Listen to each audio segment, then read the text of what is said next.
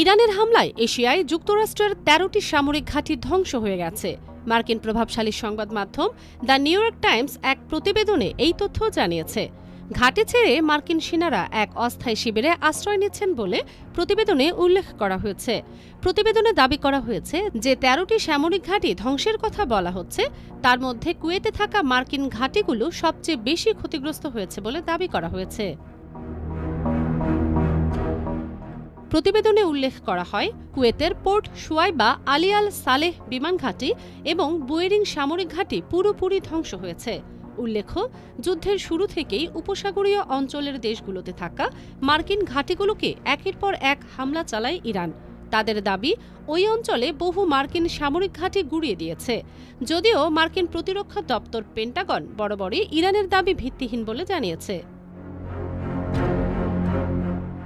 কাতার, Bahrain, Saudi আরবে মার্কিন সেনা এবং বিমান ঘাঁটিতে ড্রোন এবং ক্ষেপণাস্ত্র হামলা চালাচ্ছে ইরান।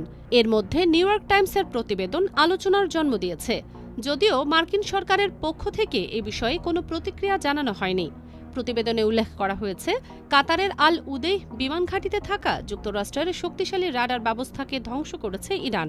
এই ঘাঁটিটি মার্কিন সেন্ট্রাল কমান্ডের আঞ্চলিক সদর দপ্তর। এছাড়া বাহরাইনে মার্কিন সেনাবাহিনীর 5th ফিল্ডের সদর দপ্তরেও হামলা করেছে ইরান।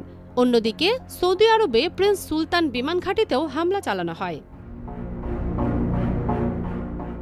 উপসাগরীয় অঞ্চলের দেশগুলিকে ইরান আগেই হুঁশিয়ারি দিয়েছিল, তারা যদি আমেরিকা এবং ইসরায়েলকে সহযোগিতা করে তাহলে তাদেরও রেহাই দেওয়া হবে না। মার্কিন সামরিক ঘাঁটিগুলো ক্ষতিগ্রস্ত হলেও সামরিক অভিযান অব্যাহত রেখেছে যুক্তরাষ্ট্র। প্রতিবেদনে আরও বলা হয়েছে, ইরাক এবং আফগানিস্তানে যুদ্ধের সময় উপসাগরীয় অঞ্চলে এই সেনাঘাঁটিগুলো তৈরি করেছিল America.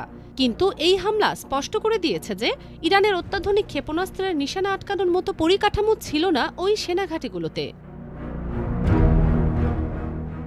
IBTV USA, new York.